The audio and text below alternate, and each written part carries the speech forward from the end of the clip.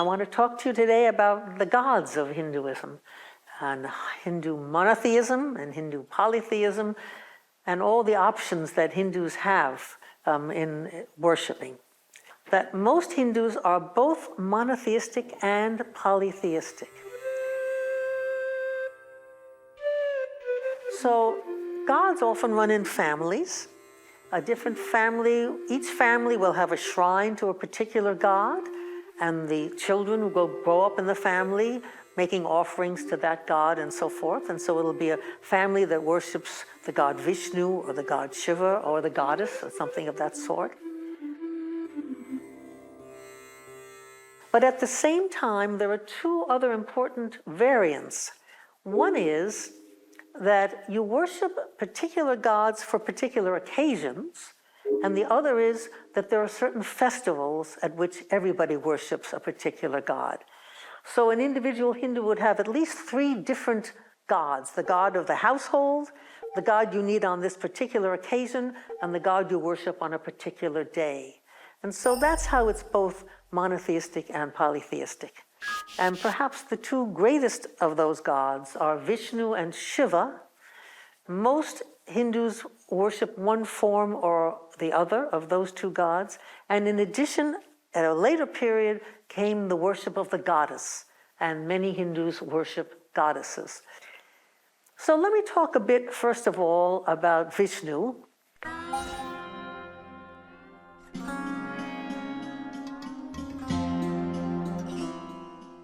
Who's a very important god. He was originally a sun god. He then became the god who becomes incarnate on a number of different occasions.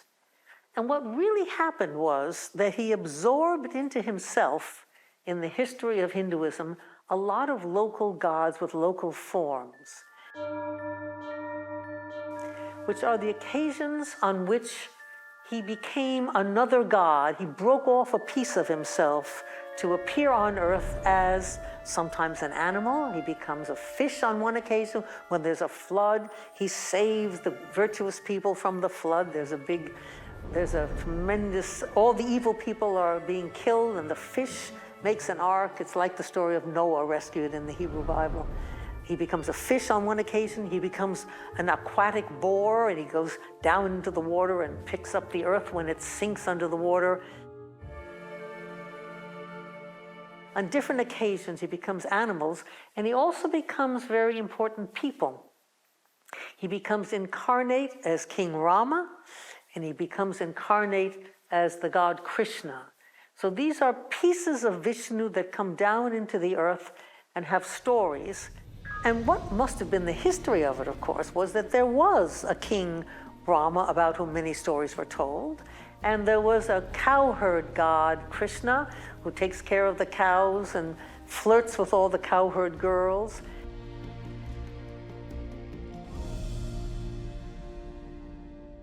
And at some point, Hinduism incorporated those individual gods with their individual stories into the god Vishnu, and they said these are all incarnations of Vishnu.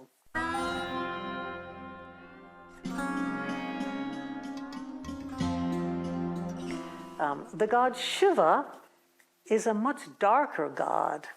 He comes from a sky god and a storm god in the Vedas. He is rather sinister in some ways. He is an ascetic, a yogi with magical powers. He is the god of death. He's called the Nataraja, the king of the dance. He dances the universe into a circle of fire and destroys it when doomsday comes. At the same time, he's the god of sexual regeneration. He's worshipped as the form of the male sexual organ, the lingam as it's called. He gives you children. One can see that historically these have to be different gods who come together, and it makes sense that the god of death should also be the god of fertility and sexuality. The different two sides, the Shiva as light and Shiva as darkness.